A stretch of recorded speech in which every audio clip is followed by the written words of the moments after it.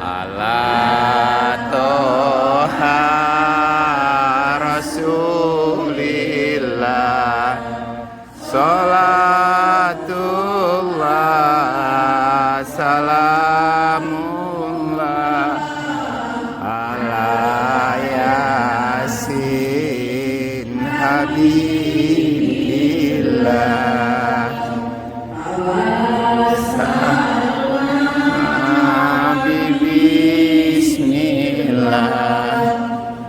Ambil hani ya sulillah liului mujahidillah di ahlil qadri ya Allah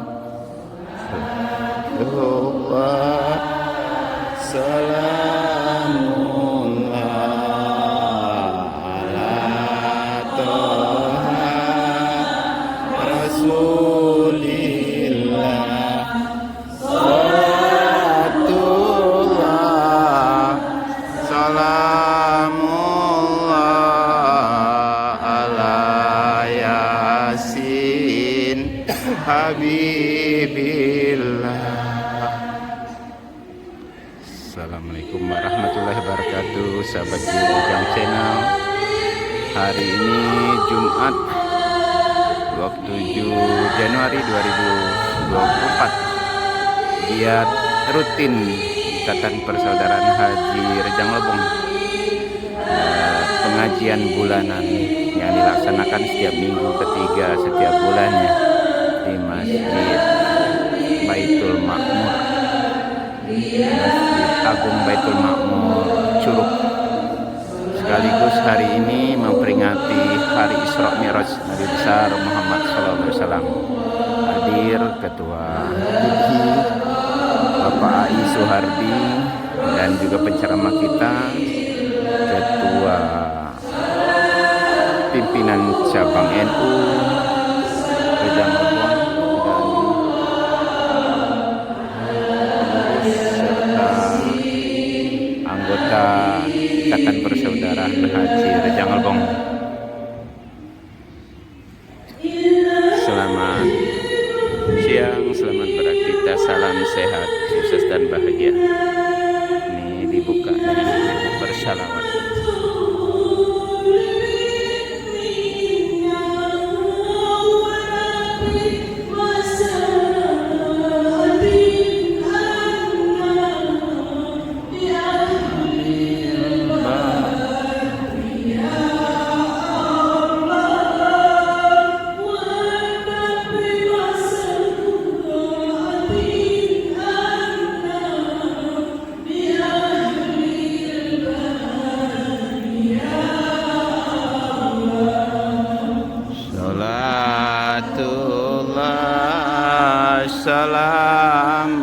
Salamullah ala toha rasulillah salatullah salamullah ala yasin habibillah.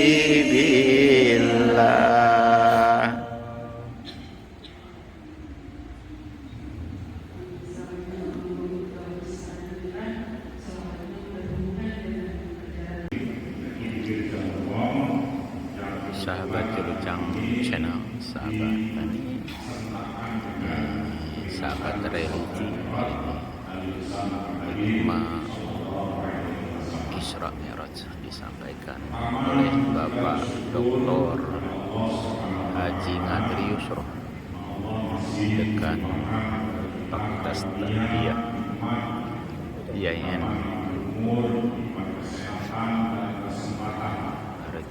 Rejang Lebong, sekaligus Ketua Cabang Pimpinan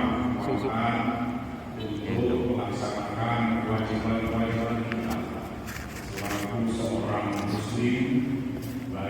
Oke,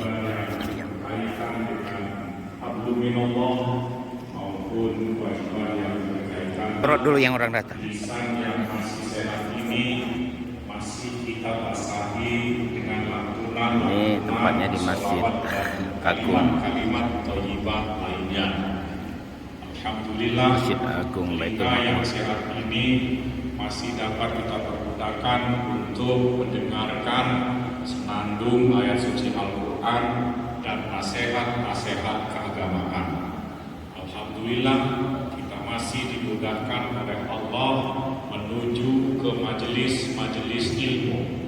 Kata Rasulullah, man salaka tariqan yaltamisu fihi ilman sahalallahu lahu tariqan min turukil jannah.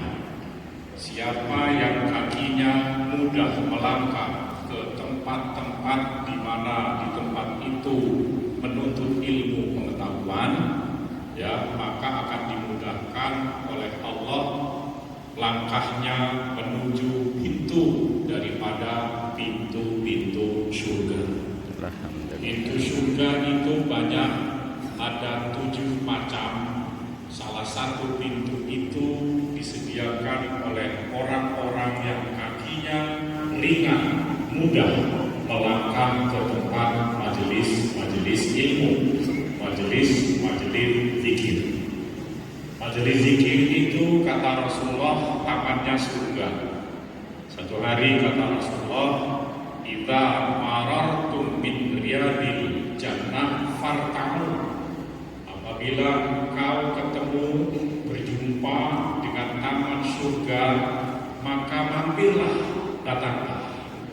Terus Rasulullah ditanya oleh sahabat, apa itu taman surga ya Rasul? Rasulullah menjawab, min hilal dzikr. Jadi itu kelompok-kelompok zikir, kelompok-kelompok jamaah majelis di mana di dalamnya diajak untuk mengingat Allah, meningkatkan keimanan dan ketakwaannya. Mudah-mudahan majelis ini dijadikan oleh Allah sebagai tamannya surga dan penghuninya adalah yang hadir pada saat ini. Amin. Salawat dan salam kita mohon kepada Allah agar senantiasa dicurahkan kepada junjungan kita Nabi besar Muhammadin Sallallahu alaihi wasallam. Mudah-mudahan keistiqomahan kita di dalam mengimani kebenaran ajaran yang telah Rasulullah sampaikan, juga keistiqomahan kita di dalam melaksanakan ajaran-ajaran itu sampai akhir hayat kita, sehingga kita meninggalkan dunia ini dalam keadaan husnul khatimah. Amin. Dengan membawa iman dan amal soleh. Sering saya katakan Bapak Ibu, sholawat atau syafaat dari Rasulullah itu sangat penting bagi kita dan sangat kita harapkan. Karena model-model kita ini, jika kita ingin masuk surga hanya dengan mengandalkan amal kita sendiri, kayaknya adalah prosesnya. Ya, model-model kita ini, kalau kita ingin masuk surga hanya mengandalkan amal kita sendiri, kayaknya prosesnya adalah lama. Karena jujur harus kita akui, kita hayati bahwa hidup kita ini dalam beragama Islam itu seperti apa? Sering saya katakan, kita ini banyak tidurnya atau banyak tahajudnya? Jawabannya masih ada tidurnya. Kalau kita tanya kepada diri kita, hidup ini banyak mikir atau banyak mikir? Pasti jawabnya banyak mikir. Kalau kita tanya kepada diri kita, hidup ini banyak menangis karena menyesali dosa-dosa kita, atau kita masih tertawa terbahak-bahak di atas tumpukan dosa? Jawabannya barangkali yang pilihan kedua ini. Kalau kita tanya lagi, hidup ini banyak serius atau mainnya? Jawabannya banyak main-main. Model-model ini nanti kalau masuk surga dipastikan bukan karena amal kita, tetapi karena memang Allah itu Maha Rahman, Maha Rahim, Maha Ghafur. Dia pengasih, dia penyayang, dan dia pengampun. Dan kita mendapatkan syafaat dari baginda Rasulullah Muhammad Sallallahu Alaihi Wasallam. Bapak Ibu yang saya hormati, sebenarnya saya nggak malu Pak Ketua, karena saya ini juga masuk pengurus IPI. Kan kalau tidak salah di bagian mana? Iya. Sampai diingat posisinya di mana? Bina. Nah memang ya kita masih dibebani kewajiban-kewajiban kampus itu luar biasa. Nah, kalau dulu sering naik panggung akibat, sekarang hampir-hampir jarang naik panggung. Karena di kampus dipercayakan untuk memimpin fakultas syariah, yaitu di tingkat fakultas syariah yang sebelumnya menjadi wakil rektor luar. Sehingga banyak kegiatan-kegiatan masyarakat yang terpaksa sementara di cancel dulu. Nah, Bapak Ibu jamaah sekalian yang saya hormati, pada hari ini kita kembali yang memperingati Isra dan Mi'raj Muhammadin Sallallahu Alaihi Wasallam. Sebelumnya saya ingin menyampaikan bahwa bulan Rajab ini termasuk satu dari 4 bulan haram yang disebutkan oleh Allah dalam surah At-Taubah ayat 63, di mana di surah itu Allah berfirman, Inna iddatas syuhuri indallah athna asyara syahran fi kitabillahi yawma khalaqas samawati wal ardh minha arba'atul hurum. Allah, sesungguhnya jumlah bulan di sisi Allah itu ada 12. Jadi memang ada dasarnya. Ya, kalender Hijriah itu ada 12 bulan. Itu memang disebutkan oleh Allah dalam Al-Quran. Inna iddatas syuhur, sesungguhnya hitungan atau jumlah bulan dalam kalender Hijriah itu ada 12 bulan. Sebagaimana ketetapan Allah ketika menciptakan langit dan bumi, makin lama buruk di antara 12 bulan itu ada 4 yang disebut dengan bulan haram. Nah, dijelaskan oleh Rasulullah bulan mana saja yang itu berturut-turut disebutkan bulan Zulqa'dah, bulan Zulhijjah, itu yang disebutkan secara berturut-turut. Yang terpisah tidak jauh yaitu bulan Rajab. Nah, artinya bulan Rajab ini termasuk bulan haram. Apa arti haram di sini?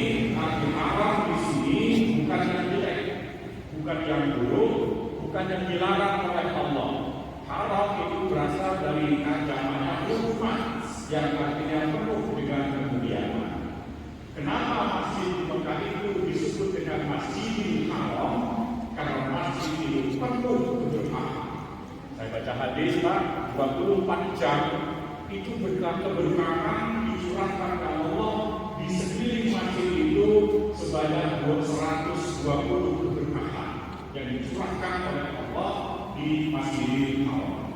60 barokah diberikan kepada orang-orang yang taat, 40 barokah diberikan orang-orang yang sholat sunnah di dalamnya, Masya dan Allah. 20 barokah itu diberikan kepada yang melihat orang awam. Masya Allah. Begitu Allahu berkahnya Akbar. Masjidil Haram itu, Subhanallah.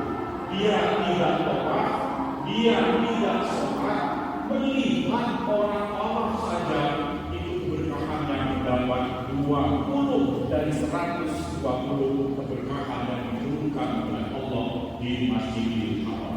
Masya Allah. Maka bulan haram yang dimaksud itu bukan bulan yang jelek, tapi memang bulan yang penuh dengan kemuliaan. Amal kita dilipat gandakan dan seterusnya. Termasuk di antara 4 bulan itu adalah bulan Rajab.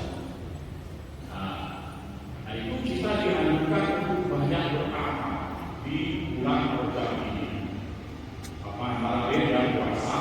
sunnah di dalam bulan Rajab. Salah satu keistimewaannya di dalam bulan Rajab ini, di mana di bulan ini terjadi peristiwa besar, hari atau waktu di mana Allah memperjalankan hambanya dari Masjidil Haram ke Masjidil Aqsa, langsung dilanjutkan dengan perjalanan mendaki dari Masjidil Aqsa sampai ke Sidratil Muntaha.